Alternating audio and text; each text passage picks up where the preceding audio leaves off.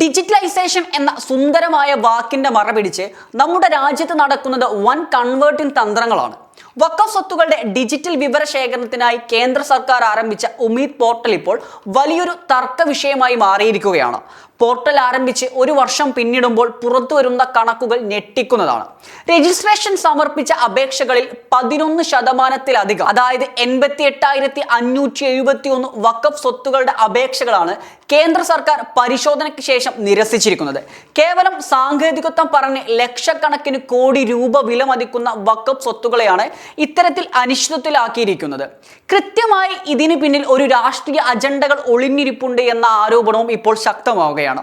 നമുക്കാദ്യം ഈ കണക്കുകളിലേക്കൊന്ന് കണ്ണോടിക്കാം.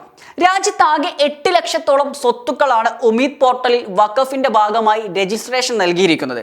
ഇതിൽ 74% ഏകദേശം 5,87,804 സ്വത്തുക്കൾക്ക് അംഗീകാരം ലഭിച്ചപ്പോൾ 88,000-ത്തിലധികം അപേക്ഷകളാണ് തള്ളിക്കളഞ്ഞത്. ഇതിൽ ഏറ്റവും കൂടുതൽ അപേക്ഷകൾ നിരസിക്കപ്പെട്ടത് എവിടെ നിന്നാണെന്ന് നോക്കുമ്പോഴാണ് ഇതിന് പിന്നിലെ രാഷ്ട്രീയ ഗൂഢാലോചന വ്യക്തമാകുന്നത്.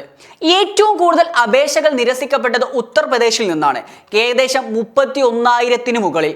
അതായത് രാജ്യത്താകെ നിരസിക്കപ്പെട്ടവരിൽ 36% UP-യിൽ നിന്നാണ്. തൊട്ടു പിന്നാലെ പശ്ചിമ ബംഗാളിലും രാജസ്ഥാനിലും നമ്മുടെ തമിഴ്നാട്ടിലും ഇത്തരത്തിലുള്ള അപേക്ഷകൾ തള്ളപ്പെട്ടിട്ടുണ്ട്. ഈ സംസ്ഥാനങ്ങളുടെ ഒരു പ്രത്യേകത ഒന്ന് നോക്കാം.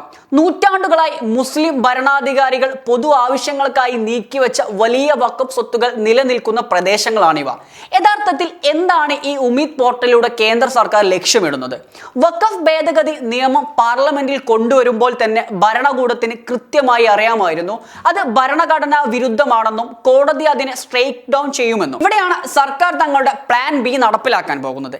വഖഫ് ഭേദഗതി നിയമത്തിലൂടെ നേരിട്ട് ഇടപെടാൻ സാധിക്കില്ല എന്ന് കണ്ടപ്പോൾ ഉമീദ് പോർട്ടൽ എന്ന അഡ്മിനിസ്ട്രേറ്റീവ് പ്രോസസ്സിലൂടെ സർക്കാർ കാര്യങ്ങൾ നിയന്ത്രിക്കാൻ നോക്കുന്നു. ഇതൊരു ഡിജിറ്റലൈസേഷൻ പ്രക്രിയ മാത്രമാണെന്ന് മുസ്ലിം സമുദായത്തെയും മുത്തവല്ലിമാരെയും വിശ്വസിപ്പിച്ചു. എന്നാൽ എന്താണ് ഇന്ന് സംഭവിക്കുന്നത്? വഖഫ് സ്വത്തുക്കളുടെ സ്വഭാവം നിർണ്ണയിക്കുകയല്ല സർക്കാർ ചെയ്യുന്നത്, മറിച്ച് നിലവിലുള്ള നിയമപരമായ സ്വത്തുക്കളെ പോലും ബോധപൂർവം തർക്കഭൂമിയാക്കി മാറ്റുകയാണ്. ഈ അപേക്ഷകൾ നിരസിക്കപ്പെട്ടതിന് പിന്നിലെ യഥാർത്ഥ ലക്ഷ്യം വഖഫ് സ്വത്തുക്കളുടെ ശാസ്ത്രീയപരമായ ക്രോഡീകരണമല്ല, മറിച്ച് രാജ്യത്തിന്റെ ചരിത്രത്തെയും പൈതൃകത്തെയും ഇല്ലാതാക്കാനുള്ള സംഘപരിവാർ അജണ്ടയാണെന്ന കാര്യത്തിൽ യാതൊരു സംശയവുമില്ല. തമിഴ്നാടും പശ്ചിമ ബംഗാളും ഉത്തർപ്രദേശും തുടങ്ങിയ സംസ്ഥാനങ്ങൾ നൂറ്റാണ്ടുകൾക്ക് മുമ്പ് രാജാക്കന്മാരും നവാബുമാരും ആശുപത്രികൾക്കും വിദ്യാഭ്യാസ സ്ഥാപനങ്ങൾക്കും പൊതു ആവശ്യങ്ങൾക്കുമായി നൽകിയ വലിയ ഭൂസ്വത്തുകൾ ഉള്ളവയാണ്. നമ്മുടെ കേരളം പോലുള്ള സംസ്ഥാനങ്ങളെ എടുത്താൽ ഇവിടെ ഉള്ളതിനേക്കാൾ കൂടുതലായിട്ട് അത്തരത്തിൽ ഭൂസ്വത്തുകൾ ആ സ്ഥലങ്ങളിൽ നിലനിൽപ്പുണ്ട്. പുതുതായി സ്ഥലം വാങ്ങി പള്ളികൾ നിർമ്മിക്കുന്നതിലല്ല, മറിച്ച് ഇന്ത്യയുടെ ചരിത്രമുറങ്ങുന്ന ആയത്തിൽ വേരുകളുള്ള വളരെ മനോഹരമായ രീതിയിലുള്ള വാല്യൂ ഉള്ള സ്വത്തുക്കളെ ഇല്ലാതാക്കാനുള്ള നീക്കമാണ് നടന്നുകൊണ്ടിരിക്കുന്നത്. നൂറ്റാണ്ടുകളായി നിയമപരമായി നിലനിൽക്കുന്ന ഈ വഖഫ് സ്വത്തുക്കളെ ഡിജിറ്റൽ പോർട്ടലിലൂടെ അപേക്ഷ നിരസിച്ചുകൊണ്ട് തർക്കപ്പട്ടികയിലേക്ക് മാറ്റപ്പെടുന്നു. ഒടുവിൽ ഒരു ഘട്ടത്തിൽ ഇവ പൂർണ്ണമായും കയ്യേറാനോ ഇല്ലാതാക്കാനോ ഉള്ള തന്ത്രപരമായ നീക്കം കൂടെ നടന്നുകൊണ്ടിരിക്കുന്നു.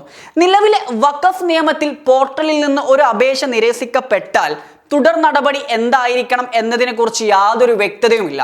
കാലങ്ങളായി വഖഫ് ബോർഡിൽ കൃത്യമായി രജിസ്റ്റർ ചെയ്ത സ്വത്തുകൾ പോലും എന്തുകൊണ്ട് നിരസിക്കപ്പെട്ടു എന്ന് മുത്തവല്ലിമാർക്ക് മറുപടി നൽകാൻ കേന്ദ്ര സർക്കാർ തയ്യാറായിട്ടുമില്ല. പല സംസ്ഥാന വഖഫ് ബോർഡുകളും കൂടുതൽ സമയം ആവശ്യപ്പെട്ടിട്ടും കേന്ദ്രത്തിന്റെ ഭാഗത്തു നിന്നും നിശബ്ദത മാത്രമാണ് മറുപടിയായിട്ടുണ്ടാകുന്നത്. ഡിജിറ്റലൈസേഷൻ എന്ന പേരിൽ വഖഫ് സ്വത്തുക്കളെ തട്ടിയെടുക്കാനും ന്യൂനപക്ഷങ്ങളുടെ അവകാശങ്ങളെ ഭരണകൂട ശക്തി ഉപയോഗിച്ച് അടിച്ചമർത്താനുമുള്ള ഈ നീക്കം ജനാധിപത്യ ഇന്ത്യക്ക് വലിയ തരത്തിലുള്ള ഭീഷണിയാണ് നിലവിൽ ഉയർത്തിക്കൊണ്ടിരിക്കുന്നത്.